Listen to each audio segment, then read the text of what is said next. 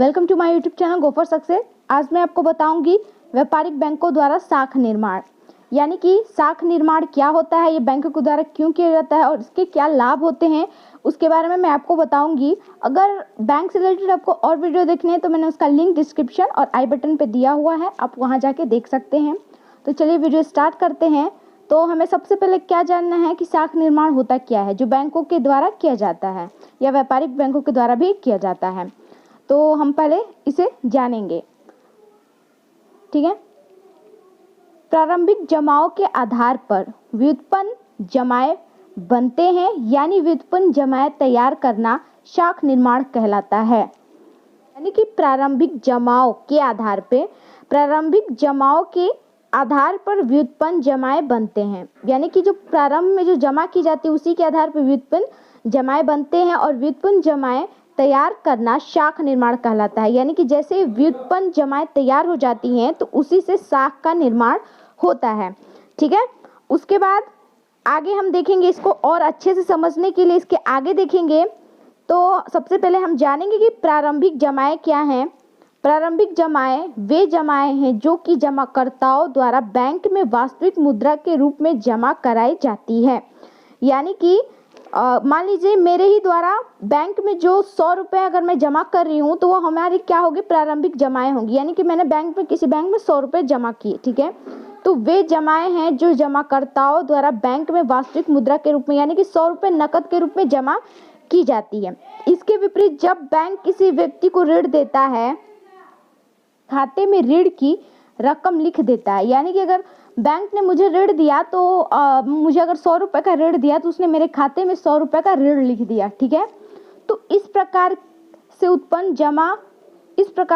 हुए जमा को व्युत्पन्न जमा कहा जाएगा। यानी कि उसने मुझे 100 रुपये का ऋण दिया और उसने मेरे खाते में 100 रुपये लिख लिया, यानी कि उसने ऋण प्रारंभिक जमाओं के द्वारा दिया और मेरे खाते में लिख लिया। इससे बैंक को 100 रुपये का फायदा होगा। अब वो कैसे होगा, जहाँ तक मुझे लगता है आपको यहाँ समझ नहीं आया होगा, मैं आगे समझा रही हूँ, ठीक है। उदाहरण स्वरूप पहले हम देखेंगे, आपको इजीली समझ आएगा। बैंकों के पास जितनी जमा होती है उसका एक निश्चित प्रतिशत अपने पास नकद रखते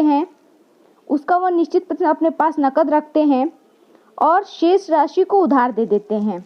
यानी बैंकों के पास जितनी भी जमा होती है, यानी उसने 100 रुपये जमा है उसके पास, तो उसमें से कुछ प्रतिशत वो अपने पास रखेगा नकद के रूप में और शेष राशि को उधार दे देगा।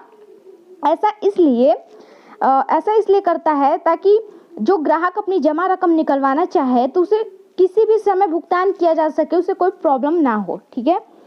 तो यहाँ पे है कि मोहन 100 रुपये बैंक में जमा किए। मोहन ने 100 रुपये अपने बैंक में जमा किए, ठीक है। बैंक ने 20% नकद रखकर 100 रुपये में 20% रखकर उसने 80 रुपये राकेश को उधार दे दिए। यानी कि उसी 100 रुपये में से उसने 20 रुपये रखे और 80 रुपये किसी और को उधार दे दिए, यानी राकेश को। बैंक राकेश के खाते में 80 रुपये उधार लिख देता है, यानी कि राकेश के खाते में 80 रुपये उधार हो चुके हैं, ठीक है। बैंक को ये खाते किसके खाते में जाएंगे, बैंक को इससे मुनाफा होगा, 80 रुपये बैंक के पास एक्स्ट्रा हो गए, ठीक है। इस प्रकार बैंक को जमा धन में वृद्धि हो जाएगी। यानी कि उसको तो सिर्फ 100 रुपये मिला था, लेकिन उसने 80 रुपये किसी को उधार दे दिए, यानी कि बैंक के खाते में 80 रुपये जुड़ चुके हैं। इसके बाद पुनः राकेश के खाते में, यानी कि जो राकेश था उसको 80 रुपये मिले थे ना उधार, तो खाते में 80 रुपये का 20% करके बैंक उसमें 16 रुपये जमा रखकर, यानी कि 80 रुपये में वो 16 रुपये रखकर 64 रुपये पुनः किसी तीसरे व्यक्ति सोहन को उधार दे दिए। यानी कि वो ऐसे ही करते करते बहुत अधिक मुनाफा कमा लेते हैं बैंक, इसीलिए साख का निर्माण होता है। यानी 100 रुपये से उसने कई साख का निर्माण कर लिए, 100 रुपये से उसने कई साख बना लिए। एक 80 रुपये का साख है, दूसरा 64 रुपये का, इसके बाद इसको रख के किसी और व्यक्ति को देगा, तो इसी को हम साख निर्माण कहते हैं। यानी कि प्रारंभिक जमा, यानी कि कौन था प्रारंभिक जमा करने वाला व्यक्ति, कौन था, मोहन था। उसने प्रारंभिक रूप में 100 रुपये जमा किए, उसके बाद जितनी भी साख बढ़ी, ऋण दिए गए, वो क्या हो गए, आपके व्युत्पन्न जमाएं हो गई। अब आपको इजीली समझ आया होगा। उसके बाद इस प्रकार क्रम चलता रहेगा जब तक बैंक 100 रुपये की प्राथमिक जमा, यानी 100 रुपये प्राथमिक जमा है, से 500 रुपये ना बना ले, यानी कि इससे 500 रुपये ना कमा ले। ठीक है, ये उदाहरण के लिए है।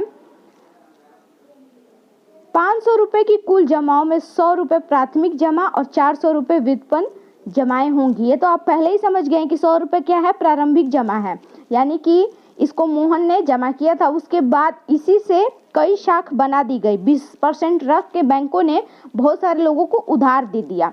इसके बाद उनसे कितने, उनको 400 रुपये के फायदा हो गया बैंक को। तो यही बैंकों का शाख निर्माण होता है। ठीक है, तो अब समझ गए हैं कि व्यापारिक बैंकों के द्वारा शाख निर्माण क्या होता है, तो इसी को हम शाख निर्माण कहते हैं।